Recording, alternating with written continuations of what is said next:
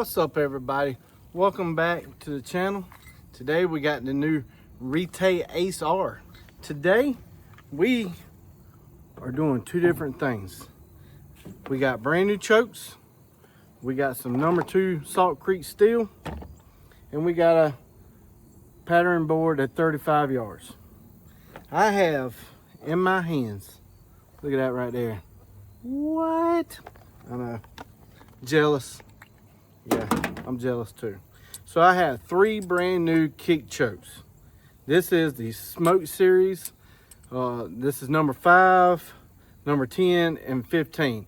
So in constriction, cylinder would be around 720. That's typically for these type guns. So this is 718. So this is going to be like improved cylinder. 713, which would be like a mod, and 708, which would be like a full, maybe a light mod. These are all, Smoke series is mostly designed for lead. That's what they are like stamped as, but you can shoot lead, steel, skeet, anything through these skeet. You can't shoot. Can you shoot skeet? Come on, Randall. Get it together. Lead, steel, TSS. Hit that subscribe button. You never know what might come out of my mouth.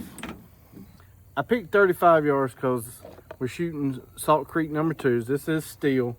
This is a 3-inch, 1 3/8 ounce, 1,250 feet per second #2 steels. These are really pretty shells. They're stamped right on there. Keith is going on the theory of slower is better, not faster, because faster it goes, the slower it goes down. And I don't even know what these mosquitoes are. It is literally, look, I'm in a t-shirt. Waterfowl season starts next weekend for youth. Today is a Saturday. Sunday night into Monday is going to be 20 degrees. You see them clouds? A storm's coming. We're literally, it's like 75 degrees. And by the time you watch this video, that cold front will already be come through. And it will be 20 degrees. And I hope it gets all y'all daggone mosquitoes. I hate all of you. Anyway. 35 yards, because we're trying to figure out, this is a brand new gun for me. This will be the first time that I've shot any kind of waterfowl ammo through this gun. I patterned the double-aught buck through it, but I have not shot any waterfowl. I shot some skeet, but again, this is the first waterfowl. I need to get a grip on what steel looks like in a Retay. I need to look at it, what it looks like with chokes. Typically, I would say go throw a mod in it, and that's a pretty good ballpark. But what's it look like? I don't know, but we're gonna find out. So we're gonna start with the 5, which I said is a improved cylinder. I think the improved cylinder probably would look better at 30. But again, I don't know. But we're going to find out soon. So let's see. This is what I was shooting that lead out of. I was shooting that lead when I was shooting that skeet the first day. When I shot this gun, if you haven't watched that video, I proved that you can shoot a whole lot of skeet with lead out of 2 3/4 out of 3.5-inch gun. So today, got that in there. I'm gonna go put my paper up. We're gonna see what it looks like. All right, so let's see what she does.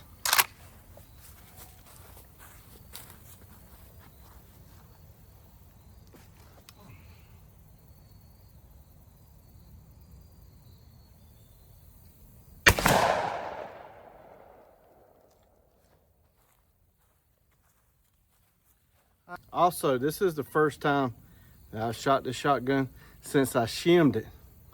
So if you're looking at the Retay and you're wondering how to shim it, I got a video on it. If you're looking at all the features, I got a video on it. So this is the first time I shot it. It was shooting about 60-40 when I did the pattern testing for double-aught buck. I wanted to shoot 50-50, so I shimmed it. So this is literally the first time I haven't looked at it. I don't know if it's too low, too high, too left, right. I don't know. So we're gonna see that too. So this is why you should pattern before it's hunting season, because I messed with the shim. Oh, let's go look at it. All right, so at 35 yards, that don't look bad. Percentage wise, I don't know yet.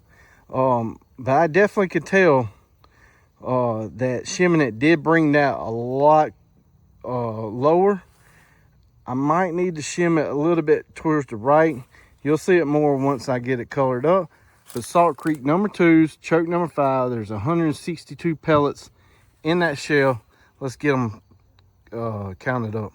All right, so that looks pretty daggone good. Like I said, if I could get that to come over, just shim the gun just a little bit more to the right, that would be awesome. So 77% at 35 yards. You want to get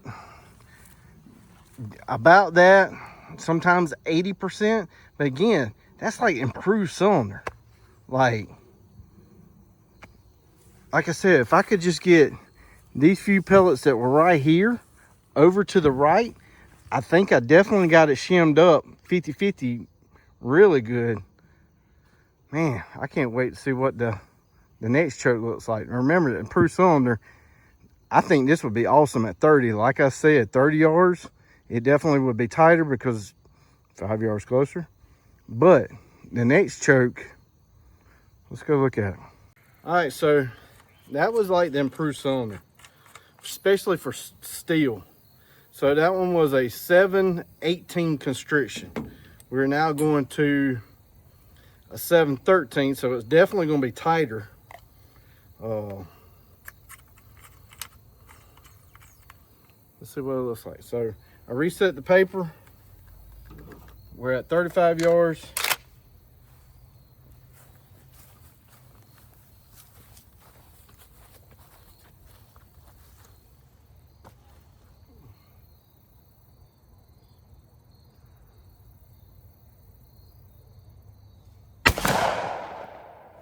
All right, so it definitely tightened it up a little bit, but honestly, I don't see much difference. We'll see percentage wise if it's any different. Choke number 10, 169 pellets, so let's get to counting them. All right, again, it didn't look that much difference. I thought it didn't look no different. It definitely looks a little tighter in here, but we got one more pellet in that circle. It definitely looked like it pulled a little bit more to the right a little bit with that shell, but percentage wise, I'm actually shocked.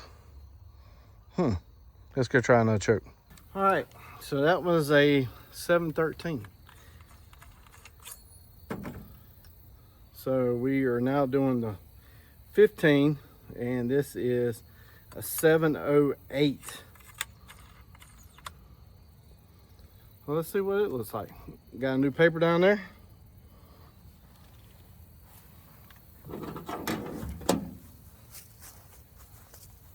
Salt Creek.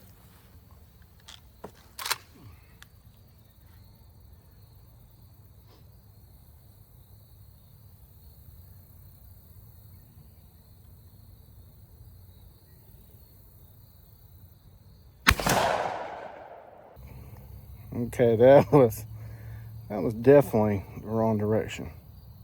Yeah, it's like I threw a baseball at him. Dang it, boy. All right, percentage wise, not that bad, 75%. Pattern wise, holy moly. If you needed to reach out, that might be the 50-yarder. We may need to try that choke at 50 yards. All right, so with the factory gun, you get one extended waterfowl choke. It doesn't tell you anything on there. I mean, there's no constrictions, there's no nothing other than it's a waterfowl choke. So, gotta see what the factory one does. So, got a new paper back there. We still at 35 yards, let's look at it.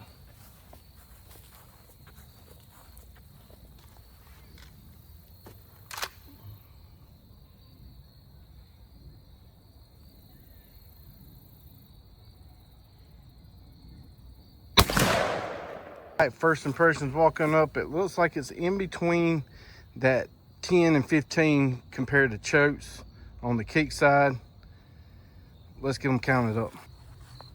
All right, percentage wise, that's been the best percentage and most pellets put down, 84%. But again, you can see it is tight. Again, 40, 50 yards, that's probably would be where that choke would shine. All right, so this is why I'm out here. Got a brand new shotgun. I got some shells that I plan on using. I need to learn what choke do I need with that shell at that location. Just like that factory one I just shot. I would not want that if I'm shooting them into decoys. Maybe geese? Probably so. A wood duck in the decoys? There wouldn't be much left for that bird. If I'm shooting open water, maybe I need more out there. But if I'm shooting in the decoys at 10, 20 yards, that's way too tight.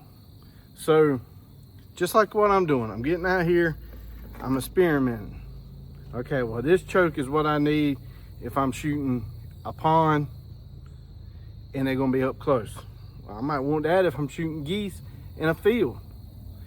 Or maybe this one, when I'm setting up early in the morning and then they start landing outside of the decoys, I need to know a tactic that I can switch to a different choke that has a good pattern.